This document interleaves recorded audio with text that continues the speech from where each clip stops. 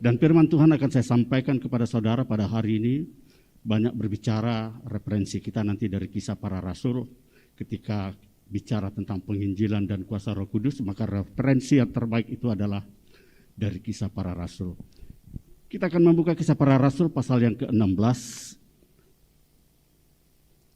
Dari ayat 4 sampai 10 kita nanti membaca secara berganti-ganti. Dan di penghujung khotbah saya hari ini, hamba Tuhan Bapak Pendeta kita nanti akan memimpin kita dalam doa serta mengakhiri dalam doa berkat. Demikian dikatakan firman Tuhan, saya baca ayat 4, sidang jemaat ayat ke-5 seterusnya sampai ayat yang ke-10. Kita baca dengan tenang saja, tidak usah terburu-buru, bacalah sesuai dengan tanda-tanda bacanya. Dalam perjalanan keliling dari kota ke kota, Paulus dan Silas menyampaikan keputusan yang diambil para rasul dan para penatua di Yerusalem dengan pesan supaya jemaat-jemaat menurutinya.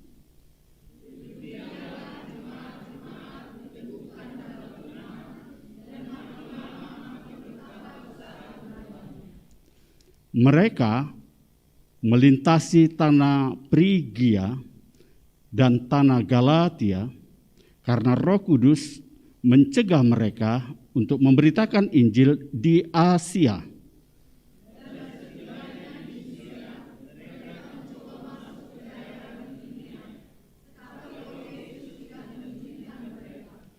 Setelah melintasi Misia, mereka sampai di Troas.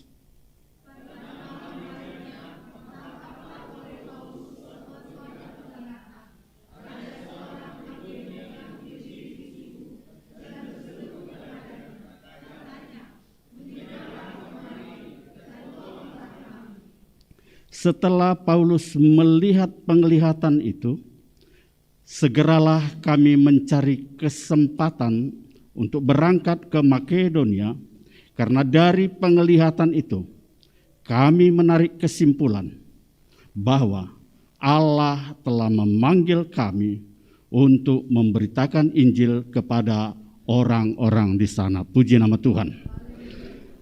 Yang berbahagia mereka yang mendengarkan firman-Nya, yang memeliharanya serta melakukan dalam kehidupannya.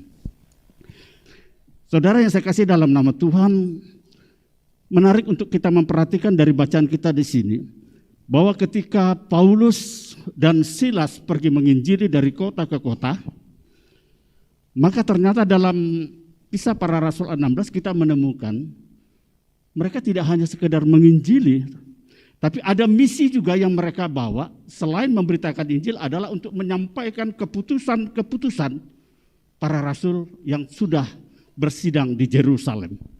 Ada latar belakangnya. Jadi mereka tidak hanya menginjili tapi juga membawa pesan, membawa hasil keputusan konsili para rasul di Yerusalem pada waktu itu yang harus disampaikan kepada jemaat-jemaat.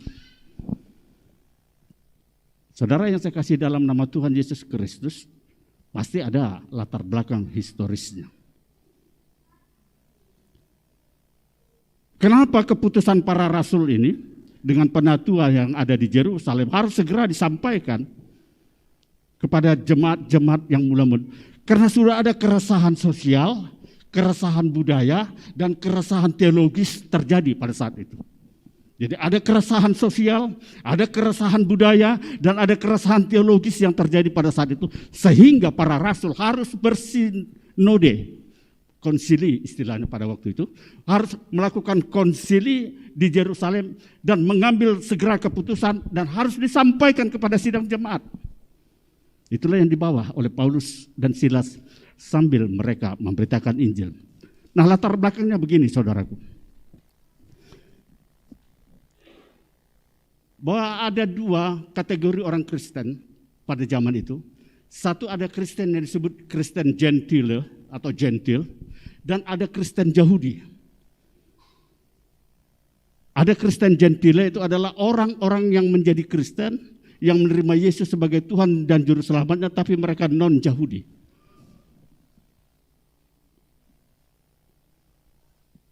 Dan kalau kita memperhatikan, Kristen Gentile ini pada mulanya kurang lebih sekitar 3.000 jiwa, yaitu yang terbentuk, yang terjadi setelah hari Pentakosta itu. Dan ini datang dari beragam bangsa dan beragam bahasa. Coba kita lihat itu dalam Kisah Para Rasul pasal yang kedua, Kristen Gentile ini. Saya akan baca ayat 9 sampai 11. Mereka datang dari latar belakang berbagai suku bangsa. Disebutkan kita orang Parsia, jadi ada orang Parsia, Media, orang Elam, penduduk Mesopotamia, Judea dan Kapadokia, Pontus dan Asia, Frigia dan Pamfilia, orang Mesir dan daerah-daerah Libya yang berdekatan dengan Kirene, pendatang-pendatang dari Roma, baik orang Yahudi maupun penganut agama Yahudi, orang Kreta dan orang Arab.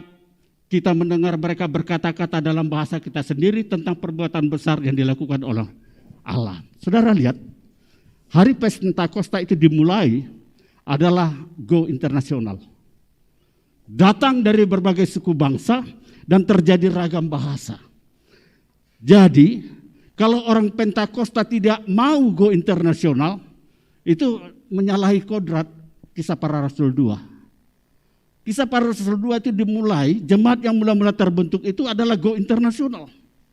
Datang dari beragam suku bangsa dan terjadi ragam bahasa. Puji Tuhan. Puji Tuhan. Saudara yang saya kasih, dan mereka inilah yang disebut Kristen Gentile. Orang-orang pendatang di luar bangsa Yahudi tapi menerima Yesus sebagai Tuhan dan Juru Selamatnya. Sampai di situ belum ada masalah. That's no problem.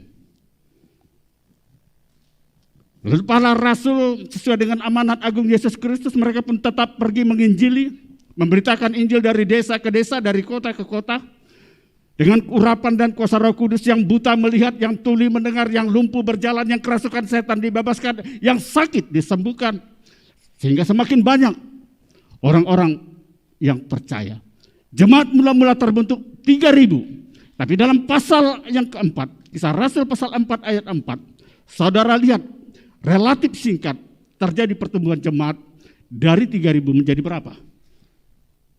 Tetapi di antara orang-orang yang mendengar ajaran itu banyak yang menjadi percaya, sehingga jumlah mereka menjadi kira-kira 5.000 orang laki-laki. Dari 3.000 kemudian bertumbuh, berkembang, jemaat menjadi 5.000. Kristen Gentile, orang-orang di luar bangsa Israel. Nah, pertumbuhan-pertumbuhan ini yang menjadi Kristen ini ternyata bukan hanya orang-orang di luar non-Yahudi. Orang Yahudi juga banyak yang menjadi Kristen sebetulnya pada waktu itu. Tetapi kemudian terjadilah ini yang disebut dengan gesekan sosial, ini yang disebut dengan keresahan sosial, ini yang disebut dengan keresahan teologis. Sebab orang-orang Kristen Yahudi menuntut mereka Kristen Gentile itu, mereka harus proselit dan harus juga disunat bagi laki-lakinya. Ini persoalan.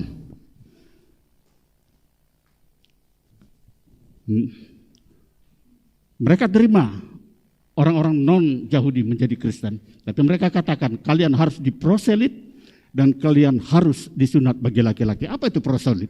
Saya coba cari kamusnya, saya temukan yang sederhana saja di Google. Tolong ditampilkan makna proselit. Makna proselit secara sederhana adalah suatu golongan orang-orang non-Yahudi yang memeluk agama Yahudi, Judaisme, dan menempatkan diri jika ia laki-laki. Jadi dia, dengan kata lain, mereka harus dijahudikan. Dan ini menimbulkan keresahan sosial. Bangsa-bangsa non-Yahudi berkata, kami terima Yesus sebagai Tuhan dan Juru Selamat kami, tanpa kami harus dijahudikan. Lalu yang mereka orang-orang Yahudi berkata, oh tidak. Kalau kau percaya Yesus, maka kau juga harus menuruti Yesus. Bukankah Yesus Tuhanmu itu juga disunat? Sehingga timbul keresahan sosial.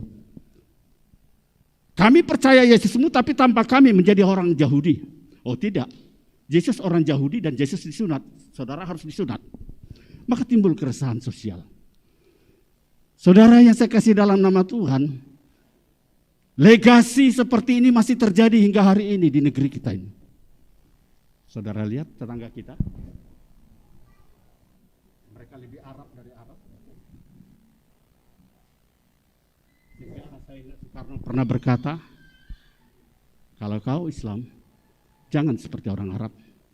Kalau kau Kristen, jangan seperti orang Yahudi. Kalau kau Hindu, jangan seperti orang India. Saudara yang saya kasih dalam nama Tuhan, mereka berkata, kami terima Yesus sebagai Tuhan Juru Selamat kami, tanpa kami harus dijahudikan. Sebab kami sendiri punya budaya. Kami punya latar belakang adat istiadat sendiri. Oh tidak. Masalahnya kau terima Yesus, Yesus itu orang Yahudi dan dia juga disunat. Inilah saudaraku, konflik sosial terjadi pada waktu itu. Sehingga para rasul harus segera mengambil keputusan sebab ini akan mengadakan perpecahan yang besar pada jemaat-jemaat gentil pada waktu itu. Maka bersidanglah mereka. Lalu melakukan konsili di Yerusalem yang dikenal dengan konsili para rasul yang pertama di kota Yerusalem. Dan memutuskan. Keputusan inilah yang disampaikan kepada jemaat-jemaat. Bahwa menerima Yesus tanpa harus menjadi Yahudi. Puji Tuhan. Menerima Yesus bisa engkau lakukan tetap sebagaimana budayamu. Itulah sebabnya saudara yang saya kasih dalam nama Tuhan, keputusan ini penting dan ini melegakan bagi banyak bangsa waktu itu. Sehingga mereka orang Arab tetap bisa dengan kearapannya dalam memuji Tuhan. Orang Batak tetap dengan kebatakannya memuji Tuhan. Orang Jawa tetap dengan kejawaannya bisa memuji Tuhan tanpa harus proselit. Itulah latar belakangnya saudara yang saya kasih dalam nama Tuhan. Mengapa dikatakan mereka harus meneguhkan jemaat dan menyampaikan keputusan konsili para rasul waktu itu. Nah saudara yang saya kasih dalam nama Tuhan. Itu yang pertama. Lalu yang menarik adalah ketika para rasul ini memberitakan Injil, yaitu Paulus dan Silas. Bahwa nampak sekali bahwa mitranya itu Roh Kudus. Karena waktu mereka mau memasuki Asia, ingin memberitakan Injil di situ, Roh Kudus melarang. Jangan pergi ke Asia dan memberitakan Injil ke situ. Lalu mereka pikir setelah dari Asia dilarang, mereka coba masuk ke Bitania. Roh Kudus juga berkatakan, jangan ke Bitania. Belum saatnya itu diinjili. Saudara yang saya kasih dalam nama Tuhan, lalu pada suatu malam Paulus mendapat penglihatan bahwa dia melihat ada orang Makedonia yang berseru kepadanya, segera menyeberanglah kemari dan tolonglah kami. Tapi Paulus berkata, lalu kami mengambil kesimpulan.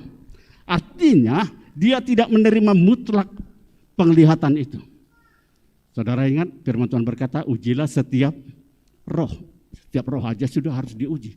Ujilah juga setiap penglihatanmu. Saudara yang saya kasih nama Tuhan, memang Paulus bermitra dengan Roh Kudus. Saya pikir-pikir alangkah enaknya kalau Roh Kudus itu berkata, Paul, don't go to Asia, don't go to Bitania, but go to Makedonia. Langsung ada perintah seperti itu. Tapi ini tidak terjadi. Tuhan menyuruhnya melalui sebuah penglihatan. Dan Paulus harus merenungkan dan meminta hikmat dari Tuhan. Apakah ini petunjuk Tuhan supaya mereka memberitakan Injil ke Makedonia.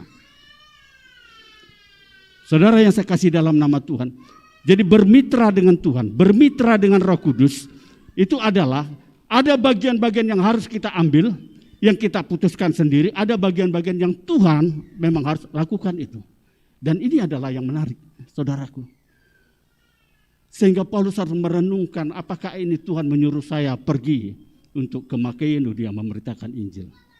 Saudara yang saya kasih dalam nama Tuhan Yesus Kristus. Lalu Paulus menyimpulkan bahwa dia pergi ke Makedonia. Dan itulah Injil pertama kali masuk ke benua Eropa. Lalu Paulus dan Silas tetap pergi menginjili ke daerah lain. Dan tiba-tiba dalam satu kisah para rasul pasal 17, saya menemukan ada satu jemaat yang dewasa dan saya merindukan supaya itu juga terjadi bagi saya dan terjadi bagi saudara. Ada satu jemaat yang ditemukan oleh Paulus, bahwa jemaat ini nampak yang sudah dewasa. Nama jemaatnya Berea. Dikatakan oleh firman, jauh lebih baik daripada jemaat di Tesalonika. Coba saudara kita lihat. Dalam Kisah Rasul pasal 17, ayat 10 sampai 13. Di mana kedewasaan jemaat ini? Tetapi pada malam itu juga segera saudara-saudara situ menyuruh Paulus dan Silas berangkat ke Berea. Setibanya di situ pergilah mereka ke rumah ibadat orang Yahudi. Orang-orang Yahudi di kota itu lebih baik hatinya daripada orang-orang Yahudi di Tesalonika. Karena mereka menerima firman itu dengan segala kerelaan hati dan setiap hari mereka menyelidiki kitab suci untuk mengetahui apakah semuanya itu benar demikian. Jadilah jemaat yang dewasa. Saudara yang saya kasih dalam nama Tuhan, jemaat Berea ini dipuji menjadi role model, jemaat yang dewasa yang bertumbuh dalam firman. Dan bagian yang terakhir, seperti biasa saya bukan pengkhotbah yang panjang-panjang, saya pengkhotbah yang singkat, ringkas saja. Dan bagian yang terakhir, coba kita membuka kitab Amsal, pasal yang ke-24 ayat 32. Ini bagian penutup tapi menarik menurut saya. Amsal 24 ayat 32. Aku memandangnya, aku memperhatikannya, aku melihatnya, lalu menarik suatu pelajaran. Aku memandangnya, aku melihatnya, lalu aku memperhatikannya dan menarik suatu pelajaran. Saudara, ini adalah dasar ilmu pengetahuan sebetulnya. Kalau saudara tahu penemuan hukum gravitasi itu, saya lupa siapa itu. Ketika dia duduk di bawah pohon apel lalu tiba-tiba pohon apel jatuh, dia perhatikan setiap kali musim berbuah kemudian ada buah apel yang jatuh, aku memperhatikannya, aku melihatnya lalu aku menarik satu pelajaran atau mengambil satu kesimpulan dan dia tahu buah apel itu jatuh karena ada hukum gravitasi di situ. Saudaraku, saudara datang beribadah, saudara hidup dalam kehidupan saudara-saudara, dalam kehidupan saudara sehari-hari. Bagaimana saudara hidup dalam Tuhan? Apakah saudara memperhatikan bagaimana Tuhan berkarya kepada saudara? Apakah saudara melihat bagaimana Tuhan memelihara saudara? Apakah saudara mendapat pelajaran dari situ? Ketika saudara mendengar khotbah saya, mendengar kami para hamba Tuhan, apakah saudara mendapat pelajaran dari situ? Firman Tuhan berkata, aku melihatnya, aku memandangnya, dan aku menarik satu pelajaran di situ. Pelajaran apa yang saudara dapatkan dalam hidup saudara mengikut Tuhan Yesus? Apakah saudara hanya begitu saja? Tarik pelajaran yang baik. Pelajari bahwa inilah ternyata karya Tuhan dalam hidup saya supaya saya begini. Itu baru jemaat yang bertumbuh seperti jemaat Berea. Aku memperhatikan, aku melihatnya, lalu aku menarik satu pelajaran dari situ. Puji Tuhan. Saudara yang saya kasih dalam nama Tuhan, pelajari hidup ini. Pelajari dengan referensi dari firman Tuhan.